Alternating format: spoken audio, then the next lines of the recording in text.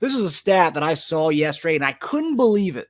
And I'm sure a lot of the people who think the Chiefs are done and awful, I'm sure they're stunned by it, and I was shocked by it. But the stat, it shows that the offense really isn't struggling. We have a 3-and-out rate of 25%, which is the lowest 3-and-out rate in the league. The world-beating Eagles and Ravens have more 3-and-outs than us. Yeah, I mean, I think they were tied for 30% as far as their third down rates. But I mean, again, this would come as a shock to people who are screaming and shouting that we need to fire Matt Nagy, we need to, bring in DeAndre Hopkins and Mike Evans, and everybody. But JD, what do you make of this stat? And is this pretty surprising to you? Is it pretty surprising? You know what? They sustain drives. They do a good job of sustaining drives, between the 20s. They do a good job, right? From 20 to 20 or 30. They do a good job sustaining those things, moving the chains. What we're not very good at, obviously, is the short yardage in the red zone. That's our problem. It's our Achilles heel right now. And so as much as we find that rhythm between those, right, that course of the game, in between, right, the midfield and whatnot, we're just not getting it done when we need to. Scoring touchdowns. That's the problem. That is our problem. And so it is somewhat surprising, especially when we start buying into this narrative about how bad everything is on the offensive side of the ball, right? Oh, they're terrible. Every sports show talks about it, okay? Every single sports show talks about it. The guy that was doing our game, Dan Orlovsky, he was talking about, I'm just like, Dan, can you talk about anything else? If you one more time talk about how bad the wide receivers can't get open, this and that, I'm about to go through this TV, okay? And the thing was, you keep creating this narrative about to define who guys are, and everybody believes it because they listen to all the sports writers and all these different people out of the media and whatnot, and they're talking. There's context there that you need to have a really deep conversation about, okay? Because it's not like just a little sound bite, or you get in and you create this whole thing and then you say everybody's terrible. Patrick has been doing particularly well. Offense has, okay? We're still one of the top offenses in the NFL. We are, okay? I know everybody don't like hearing it because it kind of breaks all the narrative about the Chiefs being terrible, right, on offense. But a lot of it had to do with obviously Travis Kelce, okay, Pacheco doing a good job as he was. But defenses are going to do what Miami figured out. You're going to double, triple team Travis Kelce. Okay, if you don't hit him on the line of scrimmage, you have to figure out where he is and let everybody else around you beat him. That's how it's going to work. And so when I'm sitting there saying this, we need to understand that we got to get all the other guys going. Okay, we have to get all the other guys going. So what that looks like going forward, I know they'll get this thing put together. All right. And I do believe, like we were talking earlier, it's going to be like this 4 or 5 man rotation. And that's what it's going to be. Okay. If you found yourself in that 5-man rotation, that 4-man rotation, beautiful. Okay. All y'all other jokers, y'all gonna find y'all in the back. Y'all gonna be able to sit over here with Schwab and all these other guys. Okay. The trainers and the water boy watching. Don't want to be that guy. You don't want to be that guy. So this evaluation the first half of the season, see what guys do. Then we'll give those guys a chance. And if they're not coming up, those guys that's not getting the playing time are going to be hungry. They're going to be hungry.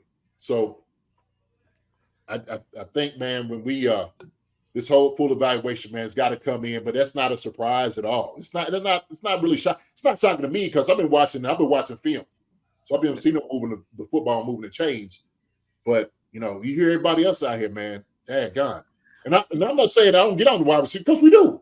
We get on the wide receivers. Okay, we'll call them out when they mess up, but there's times that, hey, it ain't quite always their fault like everybody's trying to make it, to be. Susan, appreciate you. Love you, Susan. The one, I guess, not surprised that we were up there because we are one of the best offenses in the league, and even though people don't notice that, but I was more surprised that we were number 1 as far as the lowest 3-and-out rate, just because I don't watch a lot of Baltimore games or Detroit games or Philly game. Well, Philly, they always have primetime games, so I do find myself watching a lot of Philly games. But I figured they would have the best, the best or the lowest 3-and-out rate. So like I was pretty surprised by that we were significantly 5% lower than them as far as having a 3-and-out rate. But yeah, I mean, it's kind of what you said as far as like from what we're doing as far as 20 to 20. Great, it's that last 20 yards, that red zone area, which we need to improve on, which is a great thing because like we pretty much have 95% of 95% of things are going well for us. That last 5%, the red zone, and once we get the red zone rate, I mean, with the way the defense is playing, man, yeah, I love it. Boy, we can't talk enough about that defense. We just can't. I know. The thing is, Marcus, hey, there's Dunstradamus, come back again, baby. Telling them all last year that this secondary, that everybody was humming about how bad they were, why we put them in that position. I said, you watch this secondary become the best secondary in football by next year. You did.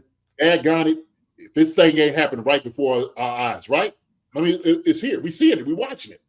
Hey, your call was even more impressive than that, JD, because you even said, like, wait till the second half of the season. You're going to start to see the young guys, everything start clicking for them.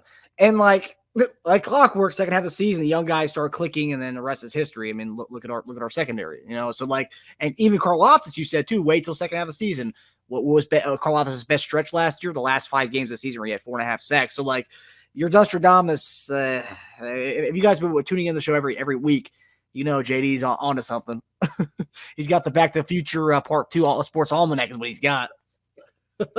Well, and the reason I'm saying that is because how we had to wait and be patient with this young secondary last year, through all the growing pains and some of the failures that they weren't able to do.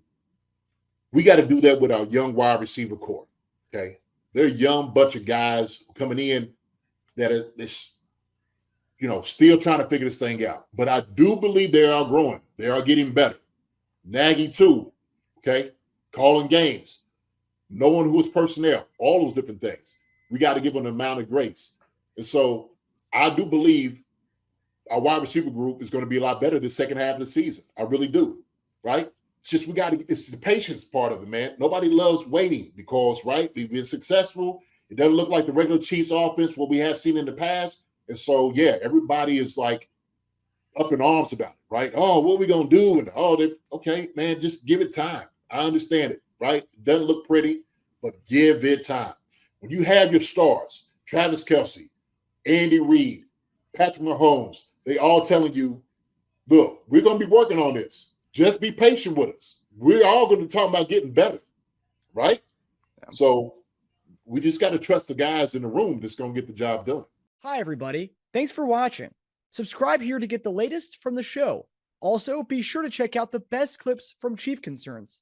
And if you prefer to listen to the show, subscribe and follow us on Apple Podcasts, Spotify, and anywhere else you get your podcasts.